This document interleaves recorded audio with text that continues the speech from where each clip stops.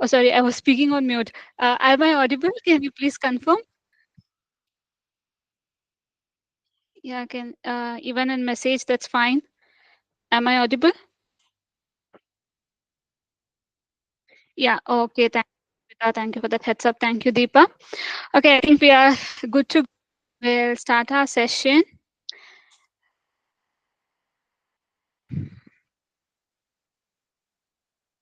Let's please give me a second. I'm closing this.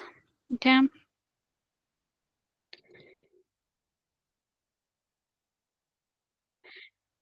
Okay. So yes, directly jumping on to the SaaS topic. So I hope you have seen the previous video wherein we discussed about the Leave-On license agreement, about the requirement gathering and all other stuff. So I'll not be touch basing on that part, or I'll not be focused much because, as you know, SaaS is a very vast subject. Covering that in a span of 1.5 hour, I think was the biggest challenge of mine. Like, what do I address?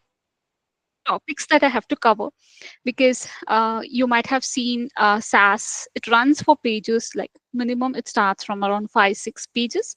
That's the minimum volume of the document or of the agreement. So I'll give a overview, like what are the things that you have to focus in SaaS and how it is different from others and all other things. So to start with, let me tell you what is SaaS. Is the hybrid of a software and a service contract. So it is not just related to software. It is combination of both.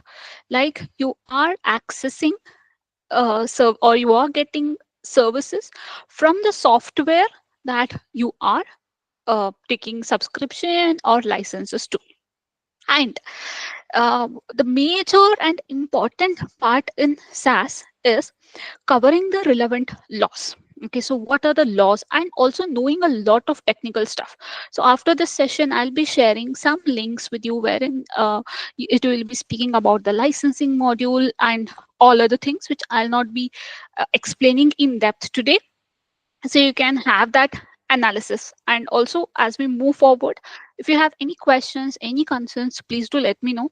You can drop it in the comment box also, or you can reserve it for the end of the session, wherein we can have a kind of a discussion on that particular question. So this is introduction to the SaaS. Now let me explain you SaaS in a better way with the help of the example. So now we have a question here. So the question is whether our contractual relationship with YouTube is governed by SaaS. Your options are yes, maybe, no.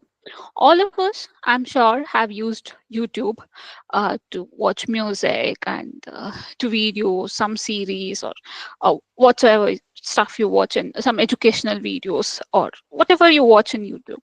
So what is the relationship that we do have with YouTube? So is that SaaS?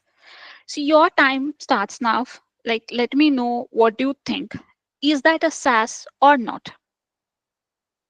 So that I can have an understanding that whether you understand the concept of SaaS. Okay, so I'm getting answers no, yes, mixed answers. It is good. Okay, no, yes, maybe.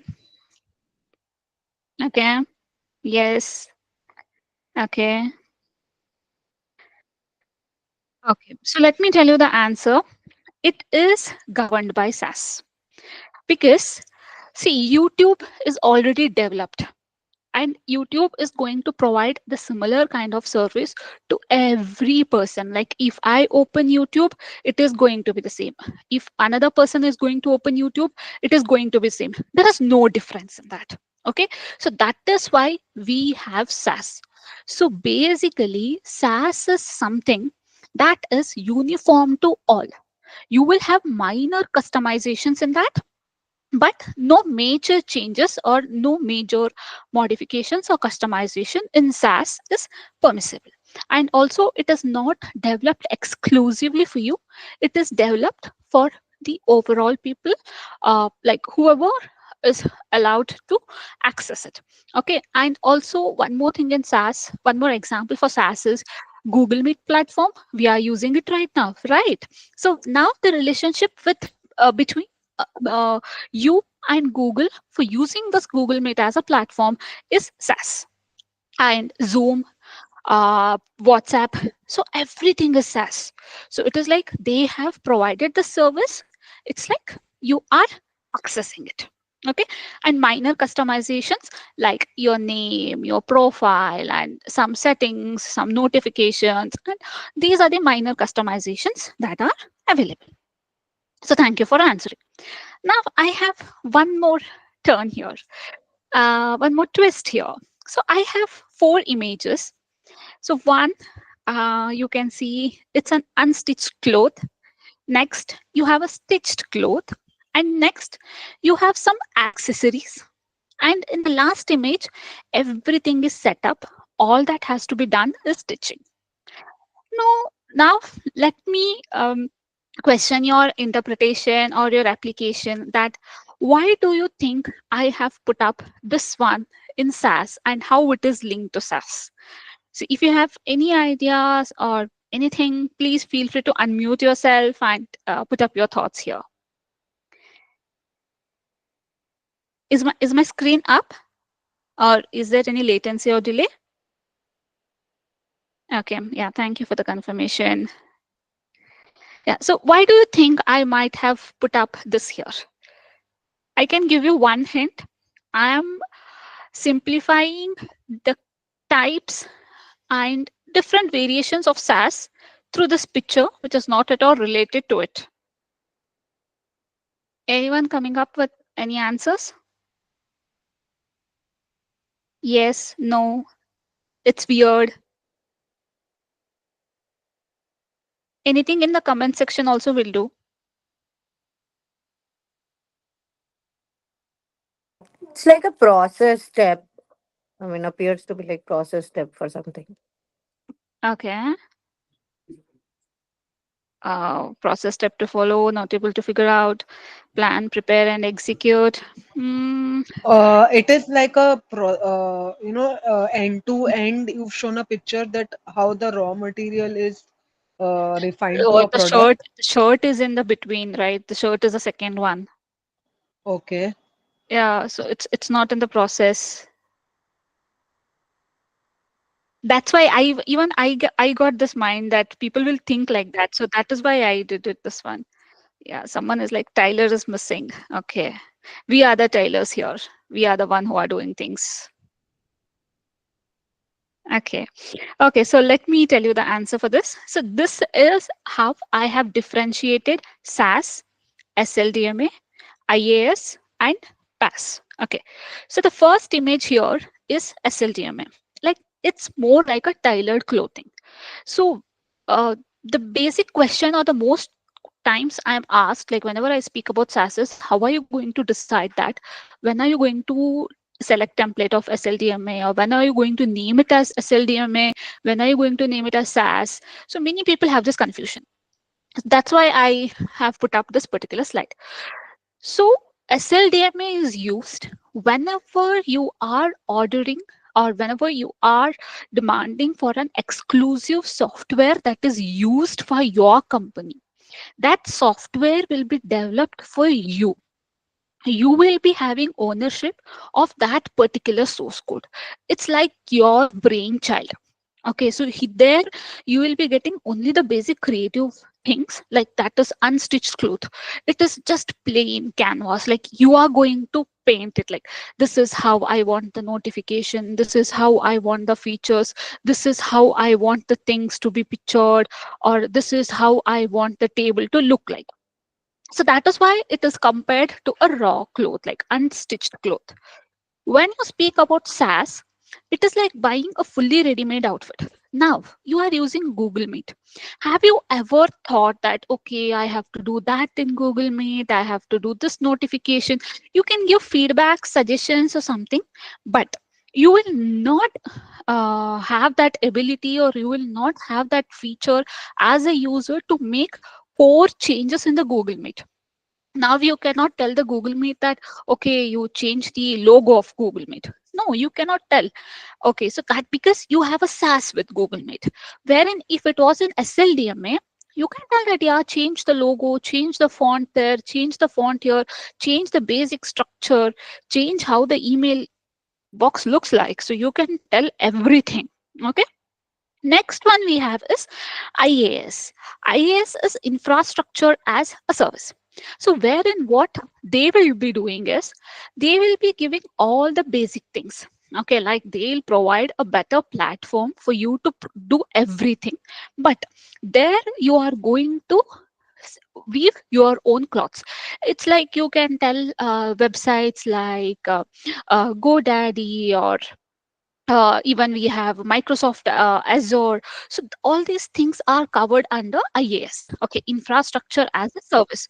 So what they do in those platforms is, okay, we will this is the platform, this is how you are going to build the website, so this is how you are going to do this, you can add that, you can add this. So they are giving you all the tools and everything served.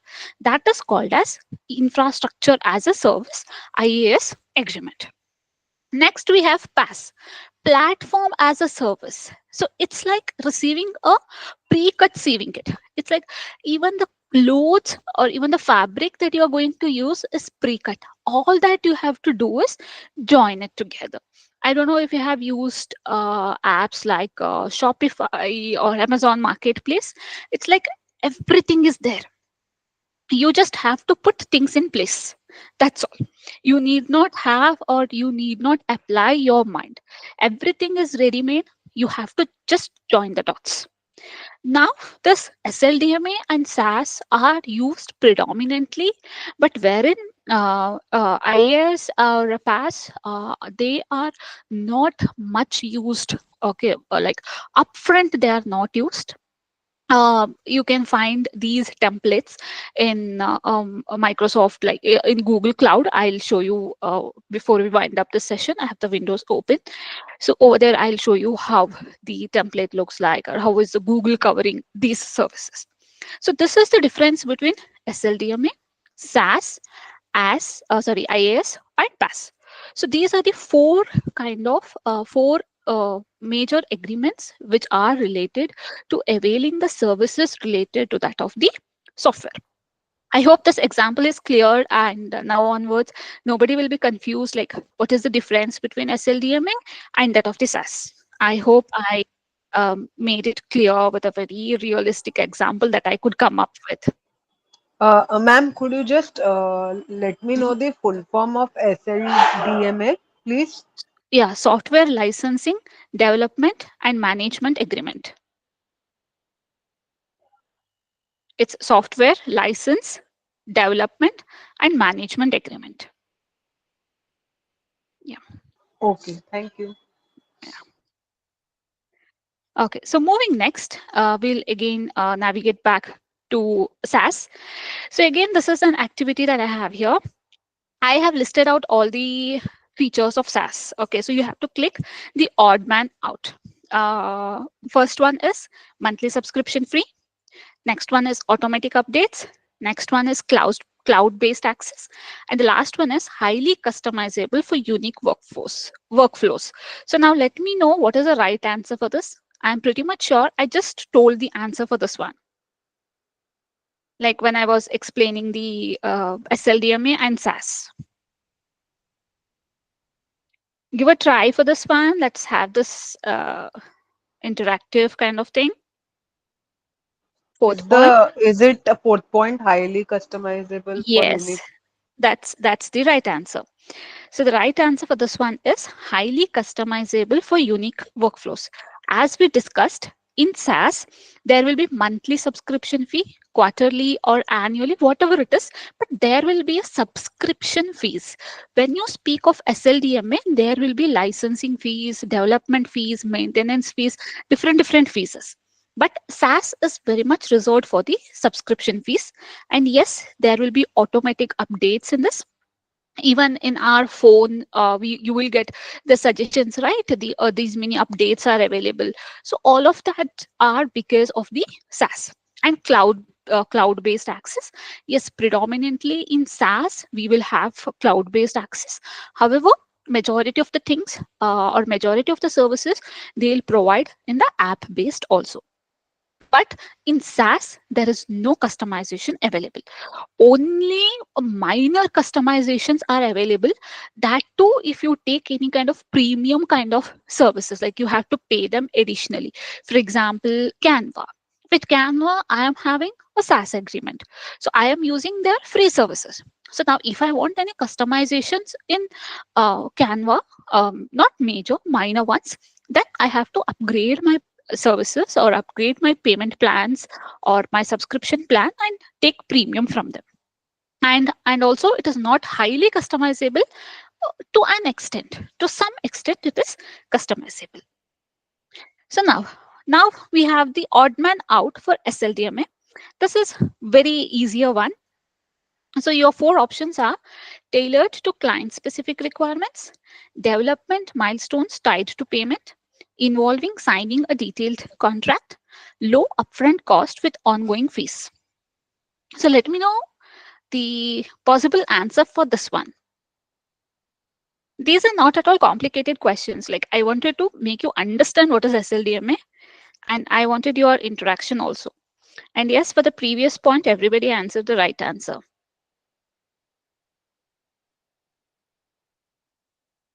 Please do attempt. No problem if it's wrong. Including me, everyone are learners here. Low upfront cost. Low upfront cost with ongoing fees, maybe. Yeah, correct. That's the right answer. The answer for that is low upfront cost with ongoing fees. Let me tell you the reason for that. The first one is SLDM. The first one is tailored to meet client specific requirements. Yes, SLDMA is like how you tell. I want it like this. It is going to be like that. Okay, it's like building your house. Okay. Next, development milestones tied to payment. Now we can tell that, okay, so software, the initial coding is done, we will pay you this much, and then the software testing phase is there, so we'll pay you this much. Second test phase is done, we are giving you that much. Trial run is going, we'll give you this much. Source code is handed, we will pay you the complete amount. We can do that option in SLDMA, but in SaaS, that is not available because the software is already developed. It is completed its trial run, launch phase, everything is done and it is working. So therefore, we cannot tell them that we will pay you in the milestones. SaaS, it has to be one-time payment. In SLDMA, we have the option of doing time and the TNM, time and material payments. The contract, if you see, if you personally ask me which one is difficult to draft, which is complicated to draft, I'll surely go for SLDMA. Because if SaaS it goes for about 6 to 8 pages, I have seen SLDMAs which ran about 100 pages. Okay, there's a lot of technicality involved in it. Source code, storage of source code, handling of source code, reverse engineering. My God, hell lot of things are involved in it. But the odd man out here is SLDMA is very, very, very costly when compared to that of the SaaS. If you want to subscribe to any platform, you will get it at 100 rupees, 50 rupees, 150 rupees, whatever rupees it is. But if you want to develop an app for all yourself or develop a software for all yourself, you have to hire engineers, back-end engineer, front-end engineer, all those developers, test run, trial runs, so many things. So it is definitely not pocket friendly. Okay, and yes, I see some answers for the option 2 also. Yeah, as I explained, SaaS you cannot have partial payments because it is already developed, it's already done. Wherein SLDMA you can have partial payments terms. One more, we have odd man out for SaaS. Pay per usage or usage based pricing, custom source code ownership, real time collaboration features, mostly accessible on any internet connected device. So let me know your answer. And this one is for SaaS. Which one do you think here is not applicable for a SaaS? I hope I'm making the points clear. If you have any questions, let me know. I'm getting answers. Yeah, some even new people, please. I'm motivating you to come up with answers. Yeah, Deepa, two, Pooja, two. Second one. Second one, custom source code ownership. Yeah, that's the right answer. Here, as I mentioned, in SaaS, pay per use or usage based pricing, like when we take, like for example, if I give you Zoom subscription, if you have ever tried to take a Zoom subscription for Zoom Premium, you will get an option that you want how many users. Okay, so it will ask if it is one user so and so, if it is two users so and so. So you are paying what you are using. Okay, that's a usage based pricing. Whereas in SLDMA, it's like they just develop the app and give you. They don't bother how many people are going to use it. In SaaS, it is like pay per use. You are using this much license, you will be paying this much. Okay, if you have taken the Tally, or if you have worked in platforms like Syrian, SAP, Ariba, and all of the things, you would be knowing like how many licenses they will be giving, and also what is the level, like admin access and team access. So those kind of limitations also will be there. So admin access will have more charges, wherein the other team access will have less charges. You might, if you're working in an MNC, you might have heard that managers telling, okay, I have raised a request access, I've raised the request for your access. That is when they are raising a new license for your usage. Okay, now in SaaS, you will not have source code ownership. So source code is a technical word. It is like the recipe of a dish. Okay, like how you have built that particular service or how you have built that particular software. So that is the basic coding which will be used to develop that particular software. In SaaS, you will not get that ownership. Okay, they will not give you that ownership, like this is the code of WhatsApp. You will not get it, this is the code of Facebook, or this is the code of Google Meet. They will not give. They will have their ownership. All that is, you can use it, that's all. You do not claim any kind of ownership in that one. But however, as an exception, there can be an escrow agent.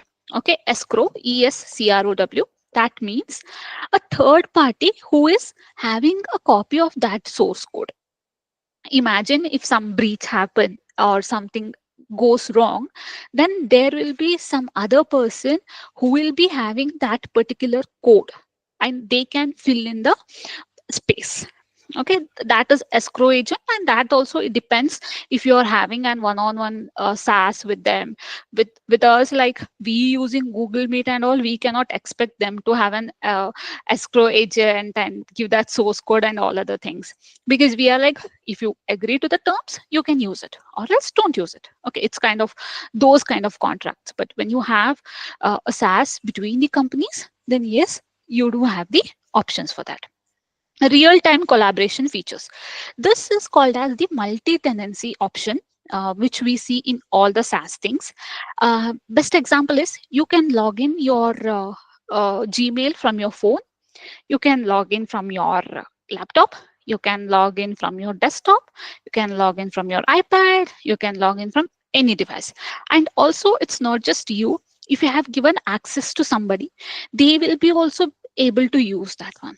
Okay, so they will be also able to send emails, receive emails, search for emails. They will be also able to do that one. That is called as real-time collaboration features. In SaaS, it happens.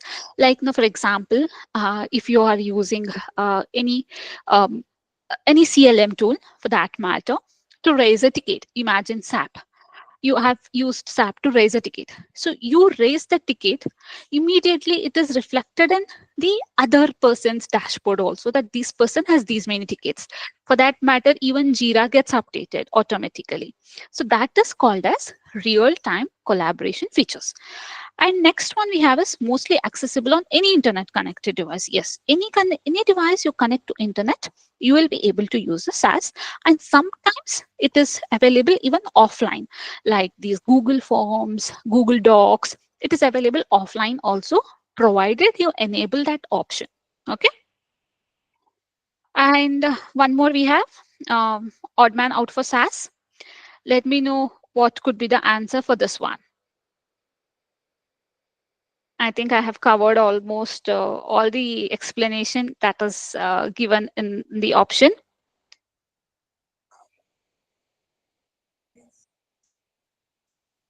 So let me know what are the options.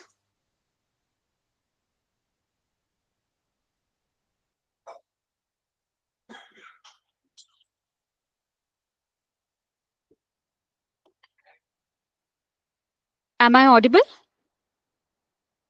Yes. Yeah, okay, sorry. I just lost my internet connection. One second. Okay, I think the answer is up.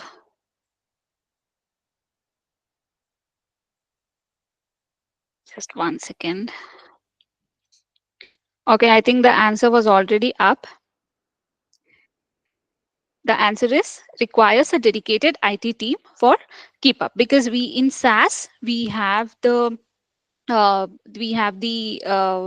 developer who is doing all this work for us. So we need not have a dedicated IT team for us. And freemium pricing models, as I discussed, we gave the explanation of the Canva model. And then automatic backups and disaster recovery. Yes, if you are if you can see in the Google Meet, or and also in the Gmails, so all the backups will be done and all other things will be taken care of. And subscription cancellation at any point of time. At any point of time you can cancel the subscription and inactivate the services. And next one we have for SaaS is this one. Do let me know what would be the answer for this one. Scalable subscription plan, requires installation on local servers, multi-tenant architecture, maintenance handled by the provider. So again, we discussed answer for this one.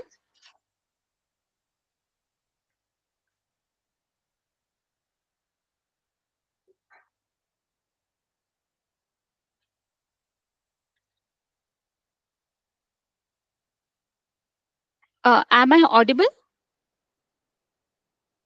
Yes, ma'am. I'm getting the prompts as okay. Okay, so the answer for this one is requires installation on local servers, because I stopped receiving the messages, maybe some technical issues. Okay, so let me give you the explanation for this. In SaaS, we have scalable subscription plans, wherein we have different kind of services, like based on the nature of services. For example, in Google Meet or in Google Workspace, if you want to upscale the emails or something like that, then you have business plan, premium plans, premium business plans, standard plans, so many things. So you can choose amongst them. And to install a SaaS or to start working with the SaaS, you do not require any installations on local servers. Like you need not install any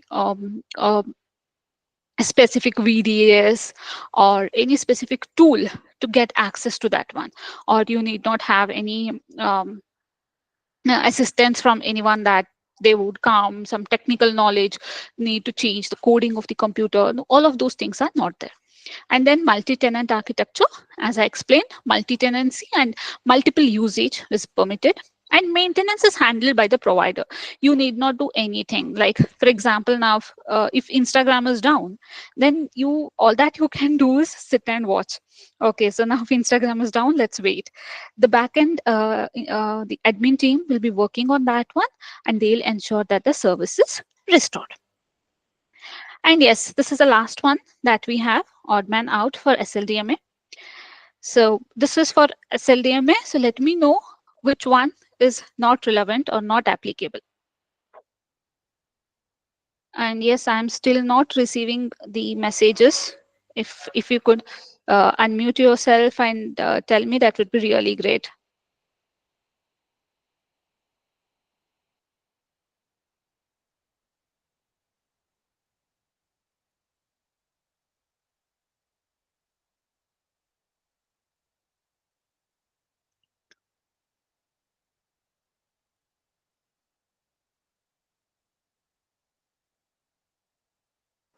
Maintenance terms included in the agreement.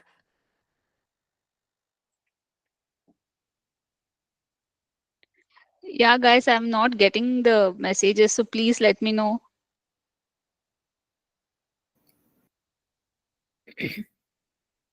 Okay.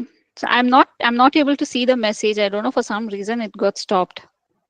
Is it one hosted and managed by the provider? Um, okay. Yeah, correct. That's the correct answer. Odd man out for the SLDMA is hosted and managed by the provider.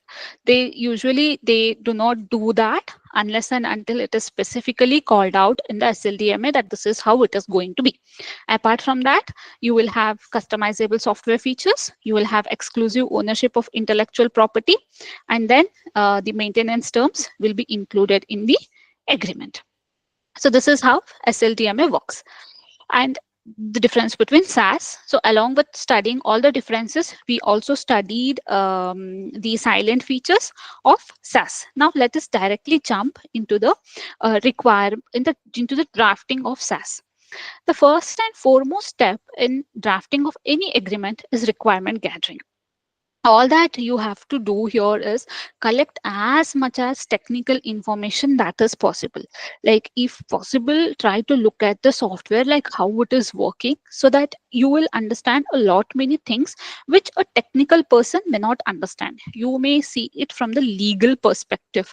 No, the legal POV and the technical POV are totally different. And next, legal research. See, now, for example, these Gen AIs, especially this generative AI, they are not covered in so much of by so much of the laws, especially in India. Though we have DPDP Act, it is not yet notified. So definitely there is a lot of gray area that we have to consider. And also with reference to a lot of international laws, international standards that has to be followed. Like, if you are sourcing any of the Indian developed services to outside country, then you have to ensure that it is meeting the ISO standards. That is very important, that the products or services, it meets ISO standards. And ISO standards are like very much pushed, or I could say promoted by the government. Even these days, educational institutions are also covered under ISOs, where they are scrutinized with all the um, documents and all the things, that how are you issuing the certificate and all other things. We are ISO certified for that same reason. Even educational institutions come under this purview. So you have to do all kind of legal research that are applicable in that scenario. Moving next, once you are done with the legal research, all that you have to do is have a blueprint. Like, how would your contract or how would your SaaS look like? What are you going to cover in that? What are the aspects that you have to lay primary focus on? So this is very important, and here you need to work with the business team also, to understand all the aspects related to the contract drafting. And the final stage is drafting, where you do the drafting of the contract. So basically, these are the four stages that you have to follow, and you cannot skip any stage here, because understanding the tech or the technology involved here is very important. After that, doing the relevant legal research is very important.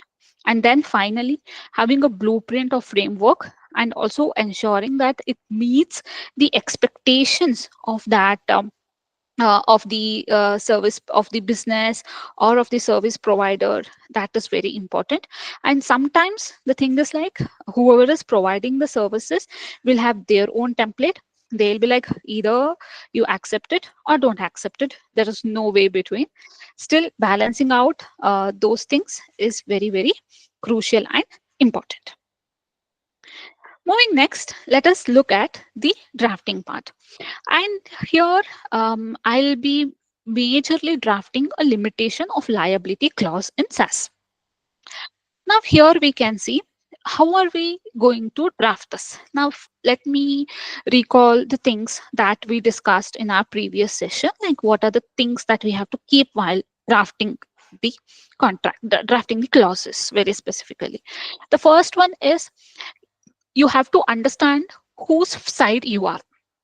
Okay, if you are on the side of the SaaS service provider, or if you are on the side of the service receiver, like whoever the side you are, you have to ensure that you focus on their well-being. Okay, and also you present it such a way that it is for the mutual thing so that the other person accepts it. The second one is overthinking. Think a lot. What could possibly go wrong? What could possibly go worst? And in what worst scenario would you be? Would that person be opening the contract or raising a ticket to review the contract to find the solution for that? Okay, so think all of those things. Think all the worst possible situations, and based on that, you ensure that you draft the contract. So now limitation of liability contract clause is very important in SaaS because you are telling that to what extent they are liable. So here, no consequential damages. So what do you mean by consequential damages? Consequential damage is the damage that is arising as a consequence of something. Like it is an indirect damage kind of thing. Okay. So here the service provider is telling that it is like both for the service provider as well as for the customer, whether in contract, tort, warranty, or otherwise, for any indirect, incidental, special, consequential, exemplary, or punitive damages, including without limitation, loss of profits arising out of or relating to this agreement, even if such party has been advised to the possibility of such damages. Now for example, I'll give you one example. Now if you are using some, you are a accountancy service provider, and you are using some software for that purpose. Now in that case, what happens is you are getting some business today, you are having some business deal, and all of a sudden the server goes down, or the server doesn't work, or it throws error, something happens, and because of that you lose profit. So now that's not covered because that is something which is as a consequential damages. The main contract was that they have to provide the services which they are providing, but there has been some downtime, or there has been some errors because of which you incurred loss. So now that is not covered, so they are removing from themselves, and they are capping themselves from that consequential damages. So now we are done with indirect damages. Now let us move to the direct damages. What will happen if there is a direct damage? Okay, so here what happens is, in that case, they have told that the customer's aggregate liability exceed 3 times the total amount paid or payable to the customer to the service provider under this agreement. This happens in the rarest of rare cases. Otherwise, the standard would be the total amount of the payment that is made in the previous or in the current financial year. So that is how they consider the payment, consider the liability amount.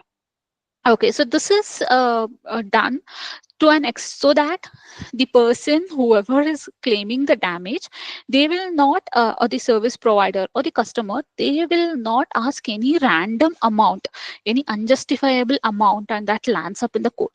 Instead of that, let us mutually understand, okay, whatever the loss or whatever the damage is there, it is up to this amount. About this amount, nothing is done. Okay, so this is how they cap themselves.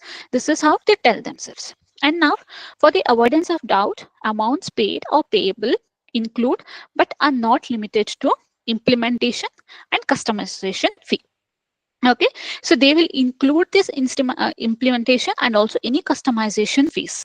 So this is favoring the service provider, and it is increasing the favoring the customer, and is increasing the amount. Okay, any amount owed by the service provider to the customer in the form of service credits for failure to meet the service level shall not be included in the calculation of damage under the section.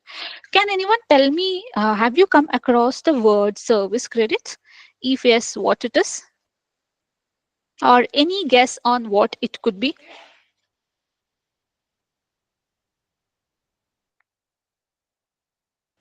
Yes, actually, service credits are those Mm-hmm. uh, a remuneration that party provides to the other in case the service is not completely provided, and he has to face some losses. So for example, I'm the electricity provider, and I have agreed to provide 100% availability, and Mm-hmm. I failed in such case. So I have Mm-hmm. to pay the service credits to the other party Mm-hmm. for the unavailability of the electricity that has been made. Yes, that is a perfect explanation for service credit. So, service credit is something that I am compensating for the losses. Okay, it's like I'm refunding it. Now, for example, God forbid such thing happens. We have scheduled one of the session at IAPS, and all of a sudden, because of some reason, we have to cancel it. So what will we do is, like, we will be giving you service credits. So as we have cancelled, we are giving you this money back, or we are giving you additional so many IAPS points, and you can use this to register some other course. You need not pay us. It is something that I am making good for the loss, or the for the damage, or to ensure that I, because I have not met my promise, I am making something good to you. Now, for example, our parents scold us, and then they'll be like, okay, tell me what's your favorite dish, I'll cook it for you. That is called a service credit. So, while calculating the amount that is paid, we are not including service credit because it is something you owe. So, the total amount will be different from that of the service credit. It will not be inclusive of service credit, but it will be exclusive of service credit. Now, after this, we will be specifically mentioning about exceptions of limitations of liability. Okay. So, when this limitation of liability clauses will not apply, and when there can be a uncapped uh, claim for damages. Now, this exceptions to limitation of liability you will not find in all the contracts. Some people will be against it. No, we want to do that. We do not want exceptions. Everything is covered under this. Limitation of liability is exceptionless. Okay, but however, if you are adding exceptions to limitations of liability, then you it will be under the following grounds: parties indemnification obligations. Yes, you have breached any indemnification, anything that you have agreed in the indemnification clause. Breach of confidentiality obligation, claims arising from willful misconduct, gross negligence, personal injury, or damage to the property. Yes, so if you have done any willful misconduct, knowingly doing something, gross negligence, personal injury, damage to property. Now, can you tell me what is the difference between gross negligence and negligence? Unfortunately, till now, I'm not able to see the messages. I'm struggling hard multitasking with the things. Yeah. Any explanation for gross negligence and negligence? Yeah, please. Somebody unmuted. Please tell me.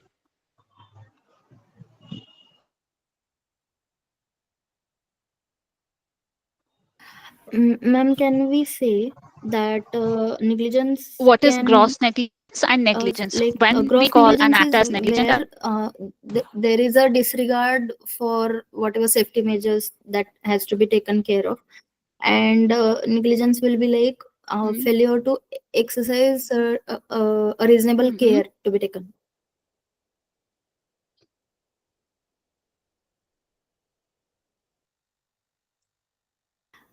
Mostly negligence will be like mm-hmm. unintentional thing, and gross Okay. negligence will be like your recklessness. Mhm. Okay. Okay. So you are like 90% correct. There is some more detailing required.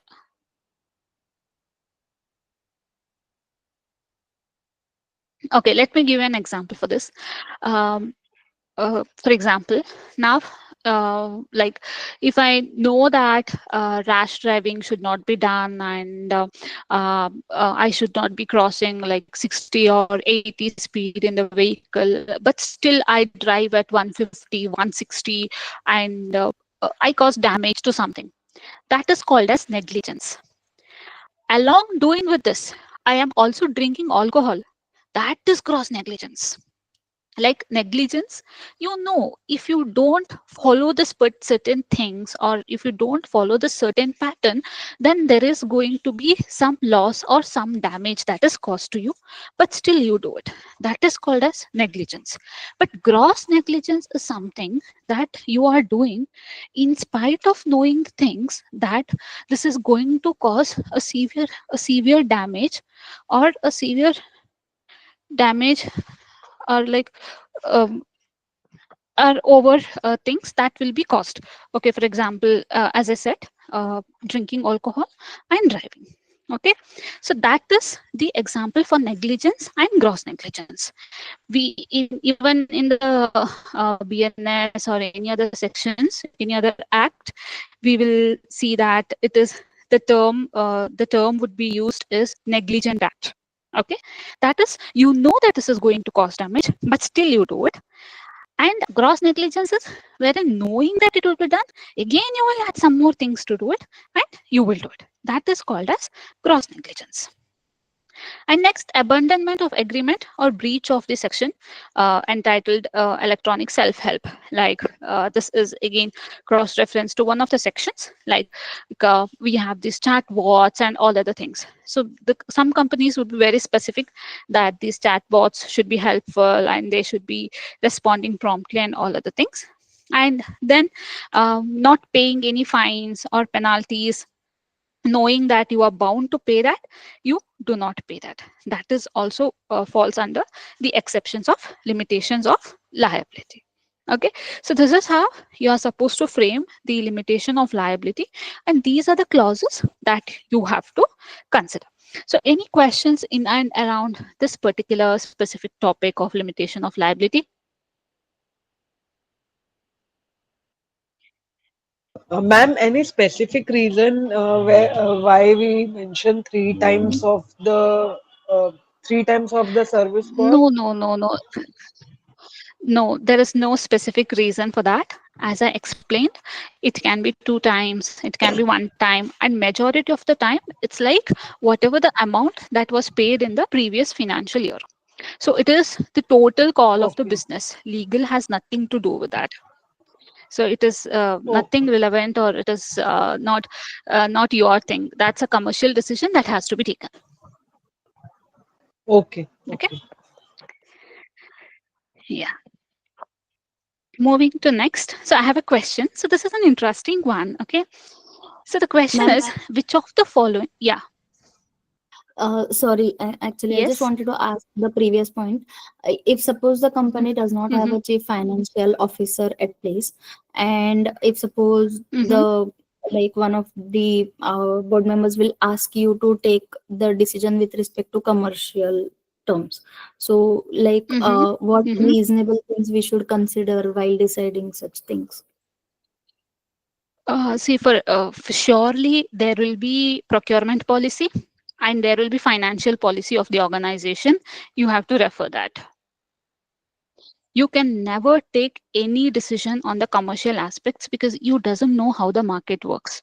All you know is from the legal perspective. So you cannot take any decision. You have to check their procurement policies or their financial policies. For sure, it will have these areas covered.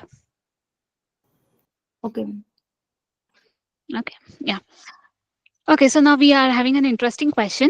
The question is, which of the following statements accurately describe the relationship between feedbacks, reviews, suggestions, and intellectual property rights? So your three options are feedback, reviews, and suggestions are automatically protected under IPR.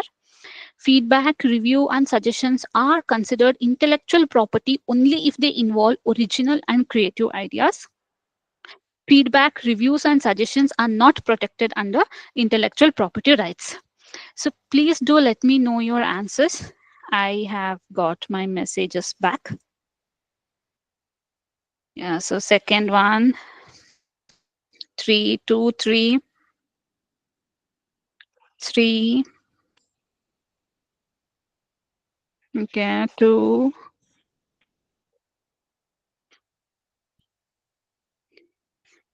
Yeah, any more answers? This is an interesting question, isn't it? Yeah, two. Okay. Okay, so the answer for this one is feedbacks, reviews, and suggestions are considered as IPRs only if they involve original and creative ideas. Okay, so if there is something which is creative or some problem solving things, then definitely it is considered as an IPR thing. Okay, now for example, we might have seen the recent viral news wherein a random person from Bengaluru suggested some changes to the Zomato CEO, and he immediately offered him a job and all other things. So those suggestions, recommendations, and all, they result in the improvement, and ultimately they result in the product upscaling or profit making. Henceforth, it is something that is adding the ethical values or moral values or financial values to the product or service. Therefore, yes, they are considered as intellectual property rights. And also, your feedback has all rights to remain confidential, and also all rights to be on the public platform. Now, when you put a review or when you give some feedback in the Google reviews or in the Amazon, it will show you that it is in the public platform. That is not something to tell you commercially or to tell you that okay, this is in the public, I know that, and I'll post it like that only. It is not that kind of reminder. That is from a legal perspective, that hey, you are getting this covered. Okay, so in this light, so as we have covered this one, we'll be drafting IPR clause for SaaS. This is very important. So in IPR, yeah, in IPR clause of SaaS, we'll have two things. Okay, so the first one is we'll have service providers IP, and also we'll have customers IP, because both people will be sharing their information with confidential data. So the service providers IP reads as follows: retain all rights, title, and interest in and to the SaaS platform, including all software, technology, design, content, and intellectual property provided as a part of service, whether are not explicitly described herein. So it is telling that even though we have not described it, it is covered. Okay. This includes third parties' intellectual property integrated into the service. Nothing in this agreement grants customer any ownership right of the service provider's IP. Okay. Now that we are using WhatsApp, we cannot use WhatsApp logo as and how we want. There are certain protocols that is to be followed, and we have to adhere to it. We are using only the platform, but not owning or not having any of the intellectual rights. And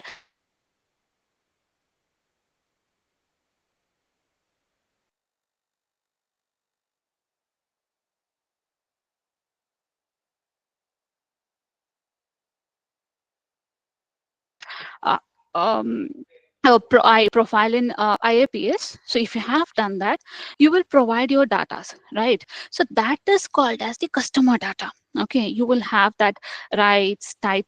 You will provide that username, email ID of yours, location, age, profession, and all other things. Okay, so that is protected by us.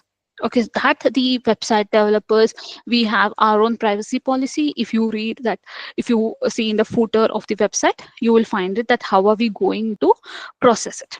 Okay, and here in customers IP, it is telling that we are granting service provider a non-exclusive, worldwide, royalty-free, sub-licensable license to use, store, display, and process and transmit customer content solely for the purpose of providing services under this agreement.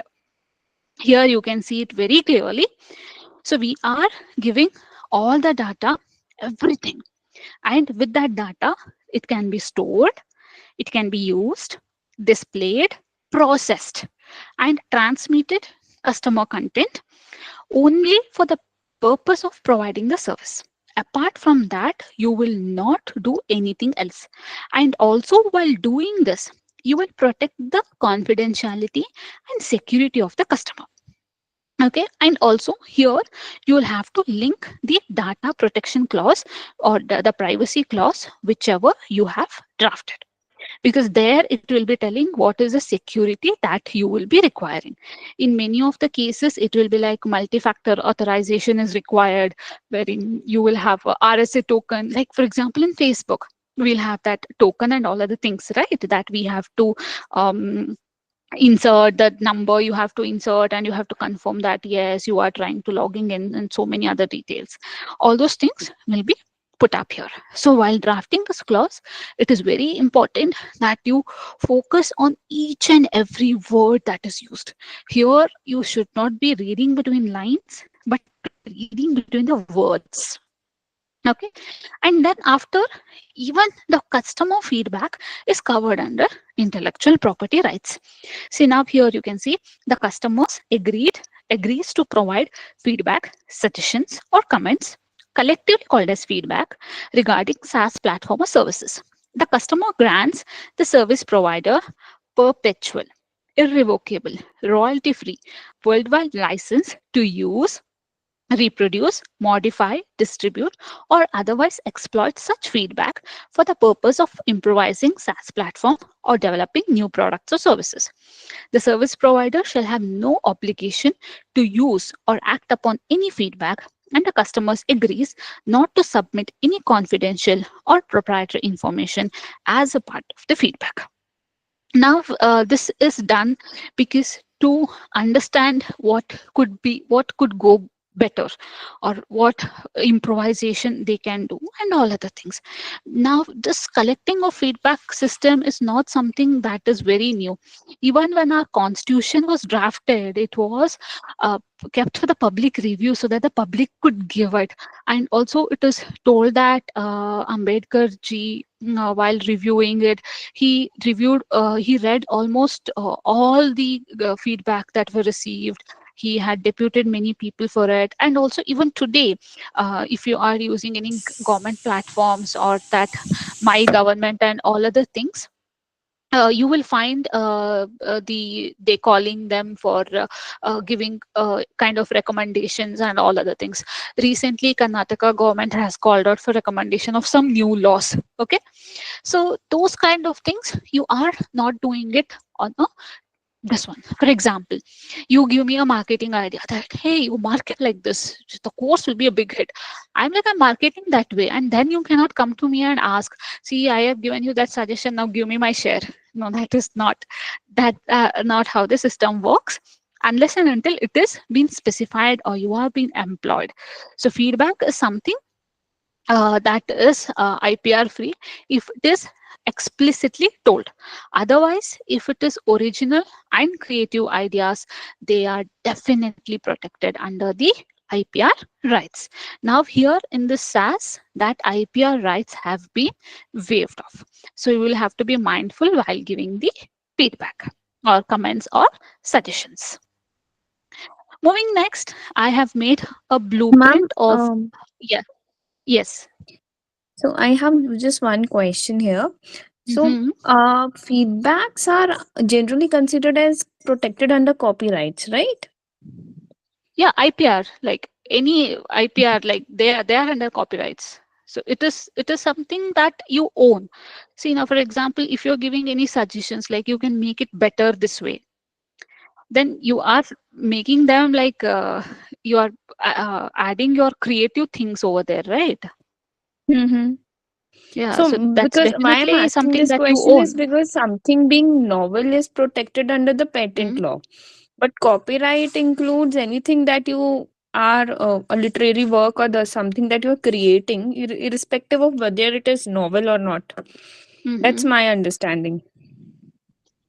Yeah, see, now for example, I write a mail, or I create a mail, or now for example, I've created this slide. So now this is something that will be used for educational purpose. Now you can see that though it is not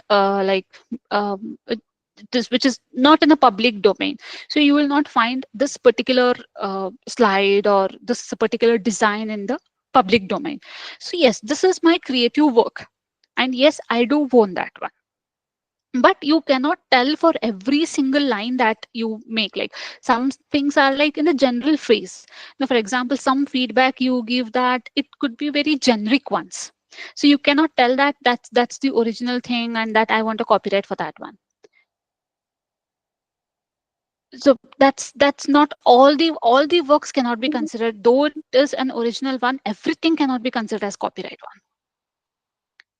one. Okay. See, it is, All right. yeah, it is. See, the game is very tricky over here because as it is understood that law is progressing slow and other things are progressing fast.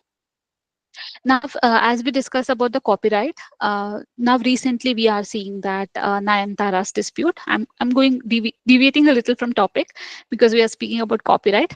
So now the question over there is whether in a movie set, whether a BTS that too was taken from a personal mobile of some person employed in that crew, will that be considered as a copyrighted material and the producer of the film is the owner of that material or not? So that is a question now which is revolving around, and everybody is having multiple answers because there is no provision or there is no judgment which is speaking about a behind the scenes clip or behind scenes video footage that too shot in a personal mobile. So somewhere the other the law is lacking and the problems are going ahead. Okay, the same way it is very complex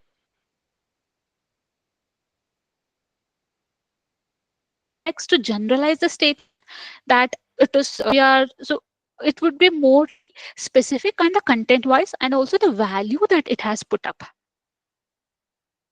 Okay, so I made it clear. Yeah.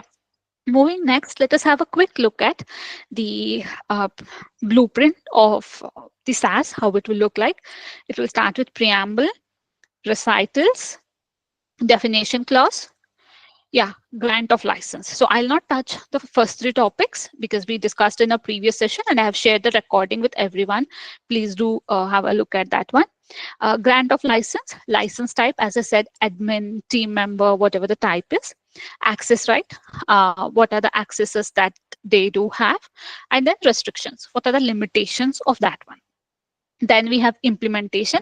How is the SaaS going to be implemented? Like you download it or you log in it or you have a MFAs like multi-factor authorization, how it is done, and whether there is any acceptance testing, training, support, all that is given or not. Then we have BCP, business continuity plan, backup and disaster recovery. This is very important in SaaS. Like, what if something goes wrong? What if there is some person who deletes all the data? Or what if something that happens that the service gets closed, this company goes bankrupt? What will happen to the services that they provide, the data that they have? How are they going to ensure that it is not going to impact your business? So for that, there will be a business continuity plan, backup, or disaster recovery. Next, we have right to monitor usage. Right to monitor usage is wherein you are giving the right to other person to understand whether they can have that, they can trace you or not, like how many people are using it. For example, in Gmail, if you scroll to the bottom, you will find that this Gmail ID's address is used in another 4 locations or another 3 locations. So it will have the track how many devices you have signed in, how many locations you have signed in, how many places it is active now, and all other things. Because we have granted the right to monitor usage to Google. And multi-tenant environment and resource allocation. Yes, so there is like multi people who are using it once at a time. And source code escrow clause, like as I said, so the original source code, you will be having the ownership, but as a part of our security or our consent, please give it to somebody else as a backup. So now whenever our contract is terminated, you will get your source code back. So this is done just for the sake of the protection or for the security. I'll give you a kind of different example for this one is the recipe of the Coke. I think it is known only for about 4 to 5 people, and these 4 to 5 people are not allowed to be at the same premises at the same time, to travel in flight at the same time, so that if somebody dies, there is other person who knows how to prepare it. Okay. So the same way, escrow clause is also done. Okay, if something happens to you, there is somebody else who is having access to it and who can help us in the business continuity plan or backup or disaster recovery plans. Third party services and integration. Yes, if you are using any kind of third party services, then it has to be upfront, because we should be knowing that what is the services that they provide, what is the data protection that they are having, how are they governing, how are they being governed, what is their know-how, everything I should be knowing. Okay. So that is called as third party services and integration, and it has to be very specifically called out in SaaS. Next, we have service level and support. SaaS and SLAs go hand in hand. Okay, so need not necessarily that you should have a different SLA or different service level agreement. It can be in the same one only, but still, it is optional. There is no hard and fast rule that it has to be very specifically like that. It can be like that also. It can be like this also. Okay. Next, we have uptime commitment, wherein we tell that, okay, out of 24 hours, 20 hours, the software will not go down. Another 1 hour will be daily maintenance, and another 3 hours we would keep. We would like to keep it as buffer time. There may be downtime or not. Okay, and then maintenance windows will be open. Support services. Time is the essence clause. Yes, this is very important. Okay, now suppose we are working, and now the class is scheduled and all other things. What if something technically goes wrong? Time is essence. Like, I was not able to look at the comment section, so I was like, I wanted to look at it, because if it's not now, then when it's going to be. Okay, so time is essence, and time is very critical at this situation. Third party delay clause. If I'm dependent on somebody, then because of them, if the delay is closed, that has to be mentioned. And yes, we discussed about service credits in length. Next, we have subscription fees, and subscription fees can be different. Subscription fees, support and maintenance fees, taxes, late payment penalty, trial period. Some offer like trial period, like 14 days or something, like LinkedIn. It offers LinkedIn premium for trial period for a 1 month. Like, if you want, you can avail after that, but for 1 month, you need not pay us. Okay, they are giving the free subscription. So that is called as trial period, and any offers, discounts, etc. And next we have audit, record retention, and performance audit. So all the audits will be done. And then we have termination, effect of termination or expiration, disengagement plan, exit strategy, and data migration, termination assistance. See, because terminating is very difficult thing. Now, for example, if as of now, we are using Google Meet platform. And from Google Meet platform, if I want to shift to Zoom, then I have a lot of things to do. I have to delete the account. For that, I have to take data backup of all the previous recordings, of all the previous emails that we had, all the communication, or chat history. So that is called as termination assistance. So all those things should be covered. And next we have data ownership and confidentiality. I'll share a LinkedIn article that is written by me, wherein I have in-depth covered about all the data clauses. And if we speak about data clauses, I'm sure it will take another 3 hours of ours. But still, to give an overview, data can be differentiated into two types. One is the regular data, the other one is your personal data. Personal data is something that gives an identification that is you as a person, that is you. Okay, so that is called as personal data. It can be email ID, it can be your IP address, it can be anything. Okay, so personal data are to be protected very carefully. We have GDPR guidelines, we have CCPA, California law, and then we have Indian DPDP Act. So we have to cover all the layers and ensure that the data is protected. And next we have end user license agreement, EULA. Usually this EULA will be a standalone agreement. That is, it is not dependent on anyone. It's like, if you want to use the software, these are the terms that you have to agree. Okay, and need not necessarily be a part of SaaS, but sometimes it will be, because SaaS and EULA will contain kind of similar uh, objective, that is for the usage of the software. For example, if you're downloading any app, right, you will get like tick to accept all the terms and conditions. That terms and conditions is called as EULA. So EULA does not require any kind of signature. It is like its acceptance and entering into the website itself is considered as the contract. So it is like giving the picture of the implied contracts. Next, we have privacy policy. This is very important with reference to SaaS, because a lot of data is involved, a lot of data will be revolving around, and the SaaS will definitely have reference to the privacy policy. If the company has a different standalone privacy policy, then you can cross refer it. If it doesn't have, then you will have to incorporate certain terms and conditions regarding the data privacy, like who will be processing the data and how will be the data processed. Will there be any kind of security, that is data shielding will be done, data mask will be done, how it is going to be protected. Like we have this Aadhaar masking also, right? So similarly, how the data will be masked and all other things will be covered in the privacy policy, which we will be discussing in one of our upcoming sessions as well. Next, we have warranties and representations, all the generic clauses, disclaimer, most favored customer. Yes, here this is involved because we are not covering an exclusive services.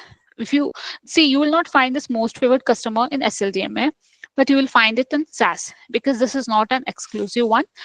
Everybody will be using it. And can anyone tell me what do you mean by most favored customer clause? What does that cover? Because I'm speaking since long. You can even message, that's fine, because I can see the chats now. I'd be very happy if somebody unmutes and let the quorum know what do you mean by most favored customer.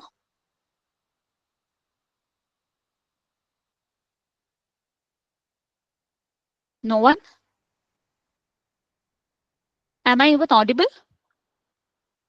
I mean, it is like providing better Uh-huh. pricing than the other customers, like being like you're favoring that particular customer and entering that particular clause in the agreement. Yeah, so that is the ulta of that, that you will not favor any customer. You will treat all the customers equally. Now, if there is any favoring to any of the customer, you will give it to others also. In international law, you might have studied this in the UN one, wherein it speaks about most favored nation, if you could recall. It is the same thing here. There will not be any most favorite customer or most favored customer. Everyone will be equal. Everyone will be treated equal. And if you give at the services at reduced price for one customer, you will give it for the others also. Okay. So that is called as most favored customer clause. Intellectual property right. So we discussed this in depth: customer feedback, content ownership, and licensing. Now we have some boilerplate clauses: no waiver clause, no third part beneficiaries, indemnification, limitation of liability, marketing and promotion clause, subcontracting, assignment, amendments, novation, survival clause, and change of control clause, severability clause, force majeure, compliance, dispute resolution, notice, governing law, entire agreement clause, and schedule. So in schedule, it will be SLAs, if any, service description, training plan, and third party licenses. So this is how an ideal SaaS will look like. However, this is not something I'll tell you that this is how it has to be or how it will be. There will be changes, there will be customization, there will be tailoring based on the business outputs that has been given. So this is all about the SaaS blueprint. Before I take up questions, I have some question and answers here.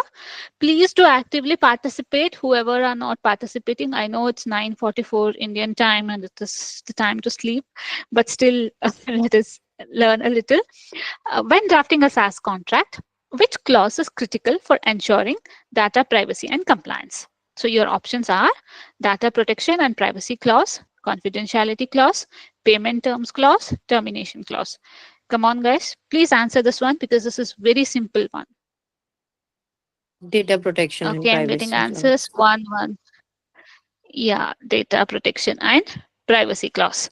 So that is the clause which will tell about the data privacy and compliance clause. So as I said, if you don't have a privacy policy, you will have to refer the privacy clauses here. So well, so many answers. Thank you. So the correct answer is data protection and privacy clause. Moving next. A liability clause in SaaS agreement typically addresses what? The intellectual property rights of the software, the allocation for issues like data breaches, software errors, or downtime, how the software will be marketed, the termination process. This is also very simple one. Please answer. Two. Yeah, I think almost everyone answered this one as the right one. I'm seeing only one number, that is 2. Yeah, that's the correct answer. The allocation of responsibility for issues like data breaches, software errors, or downtime. So these things will be discussed in the liability clause. Now, we have one more question. The audit rights clause in SaaS contract typically allows customer to audit the SaaS provider's financial records, audit SaaS provider's market practices, determine the number of active users in the system, audit the security and privacy practices of the provider, ensuring they are in line with the agreed upon standards. So I'm getting multiple answers for this one. 2, 4, Point four. 4, 4.4. Okay, 4 is in the majority. Yes. So this is the right answer. Audit the security and privacy practices of the provider, ensuring they are in line with the agreed upon standards. Here, all the ethical hacking and other things come into play. They do try for ethical hacking and all other things to check whether the software is up to the mark or not. They check the cloud services and so many other things happens in the background, IT things that is covered in the audits rights clause. Yeah, so before I wind up, before I take up the questions, I have certain things to show here. Okay, so I hope my screen is shifted now. I'll share this link also. So this is what is provided by Google. So you can see here, it has the Google Cloud is providing the SaaS services. So you can see how they have defined the SaaS use cases and multiple tenants, few tenants, free tier tenants, and GDPR, data residency, compliance requirement. Everything is done. And you can see all the things like SaaS experts, what are the services that they are going to provide. You can find all things here in the Google Cloud. Okay. And then here you can find the terms and conditions. So this is the SaaS that Google provides. Okay, Google Cloud Platform, SecOps, Security Operations, Term of Service. It is also called as SaaS. Okay, so it is telling that the provision of services, admin console, accounts, updates, and you can see discontinuation of services, and what is the notification period, 12 months before discontinuing any services, almost a year. Okay, payment terms, how the billing will be done, how the taxes will be paid, payment disputes and refunds, how it will be done, what is the obligation of the customer, what is the privacy restriction, copyrights, okay, suspension, when it will be suspended, IPRs, like how are they reading with the feedback. At its opinion, customer may provide feedback or suggestion about the services and may use that feedback without restriction and without obligation to customer. You can see this one here.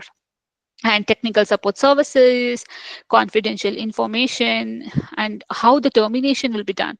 So you can have termination for breach, termination of an order form, termination of agreement, termination for inactivity, termination for convenience, termination due to applicable law or violation of laws, effect of termination, and publicity, representation of warranties, limitation of liabilities, indemnification, so and so, so and so, so and so. It runs for pages. I'll send you the link. Please go through it. It has all the definitions also. You can find the definition parts, and also it has some localized clauses, that is some laws like Asia Pacific, Indonesia, Asia Pacific, Pacific, Australia, certain localization of clauses also. You can find it and you can read it. And then also Google provides the PAS, you can find it here also. And they have very beautifully given the differences. Where did it go? Difference between, yeah, what is IAS, what is PAS, and what is SAAS, how they are different. You can read this one. In the interest of time, I'll be sharing you the link. And then this is YouTube, SAAS, YouTube paid services, paid service terms of YouTube paid service terms of service. So effective as June 5, 2023. So what is the service? What is your service provider? What are the applicable terms? Okay, so you can find terms of service, paid service usage rules, community guidelines, age requirements, device registration and usage limits, geographic restrictions, your information. Here they have spoken about the privacy policies, payment and free trials, discounts. They have given about that also, pre-order, taxes, refund policies, refunds, license, restrictions. Okay, so you can find all of these things. Along with that, I have even taken up the Netflix terms of use also. It is speaking about the Netflix membership. Your Netflix membership will continue until terminated. Very sweet and simple. They have told that until we terminate, it's there. And then promotional offer, billing cycle, payment method, Netflix services, like who can watch it, and content may vary from device to device, location, bandwidth. They have covered everything. If you read it, you will find it how beautifully they have thought different things, how beautifully they have imagined the things. Passwords and account accesses. See, you are responsible for any activity that occurs through the Netflix account. Okay, so by allowing the others to use the account, you agree that such individuals are acting on your behalf and that you are bound changes that they may make to the account, including but not limited to changes in the subscription plan. So if you have given your Netflix password to somebody, please do read this account, read this clause and understand how it is going to impact you and how you are bound for any of the act that they have done from your account. And then we have miscellaneous clauses, governing law, customer support, survival clauses, changes. Okay, see, they have written that Netflix may from time to time change these terms of use. In case of material changes, we will notify you at least 1 month before such changes apply to you. We may assign or transfer our agreement with you, including our associated rights and obligations at any time, and you agree to cooperate with us in connection of such an assignment or transfer. So they have given an open thing like, okay, we may merge with somebody else in future. Even then, this agreement will hold good because we will transfer your agreement. So there will be a novation thing that will be happening. And yes, they have told that if any material changes. So material changes is something which is very major, which is on a very higher note. If it is happening, then they will be letting you know. So I would request all of you to read these clauses. You need not go for templates here and there, or you need not ask for templates. Like many a time I get DMs in LinkedIn, like, can you give me a SaaS one, or can you give me a SaaS template, SLDM template? Look at these templates. These are not templates, but these are the standard ones.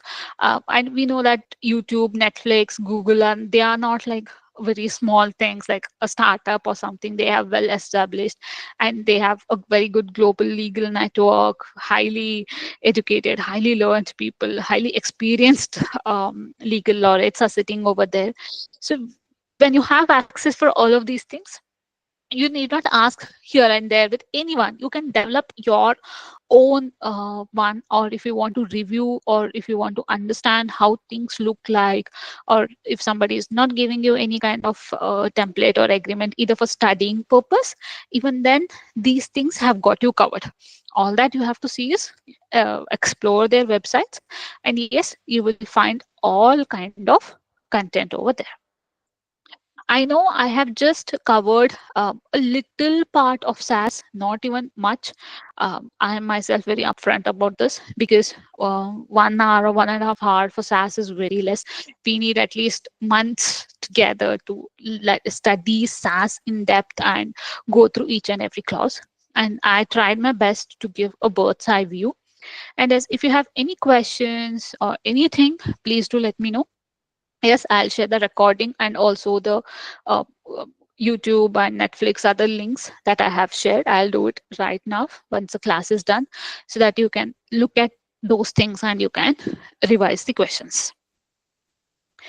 Yeah, so yeah, any questions? Let me see. Yeah, PPT. Yes, sir. Surely I'll share the PPT.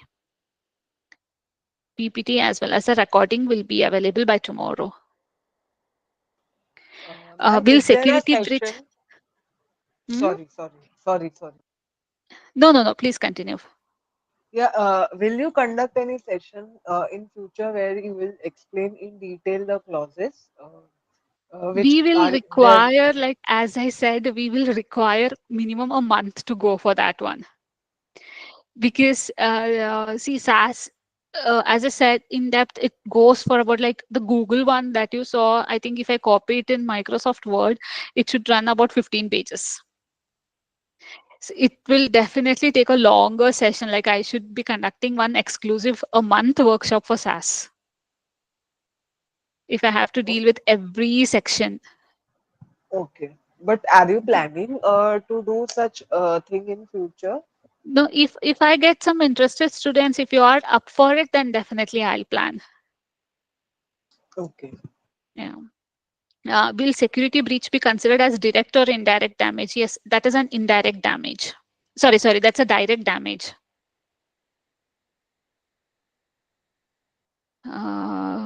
Any more questions?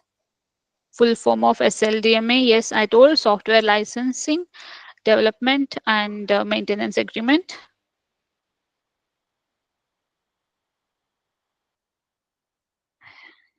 Yeah, I know that was a lengthy topic and too much things to process. Yeah, artificial intelligence use. Yeah, as I said, the IP things plays a main role here in the Gen AI part. That what is who will be owning the content that is generated, how is the ethical standards, how is the data processing done, and all other things.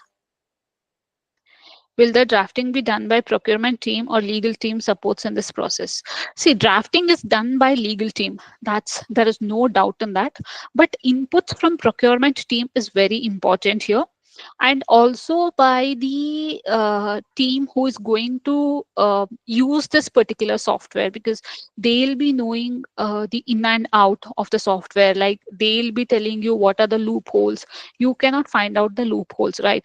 And also procurement team is very important here, because you will understand what is the RFI, and what is the terms that they have agreed, how they have negotiated. So it's like all the team that is involved in usage or reaching out to the customer. So every department will work together, but drafting and finalization of the legal clauses will be done by the legal team itself. Any commercial decision that will be taken by the procurement team or from the deal manager side, but legal decisions are from the legal team itself. There is no compromise in that one. And I think there will not be any kind of other policies also of the company which will go against that one.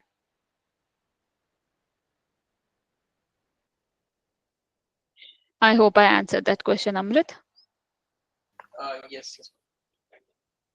Yeah. Neha, you have your hands raised up. Any question, or was that by mistake? Yeah, it was my mistake. Sorry. No problem. Okay, I think If there are no questions, we are good to wind up.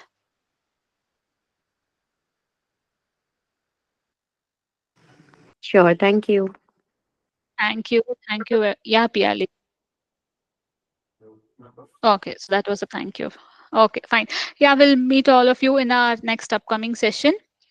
Yeah, we'll do a detailed session for sure. Thank you, everyone. Thank you, everyone.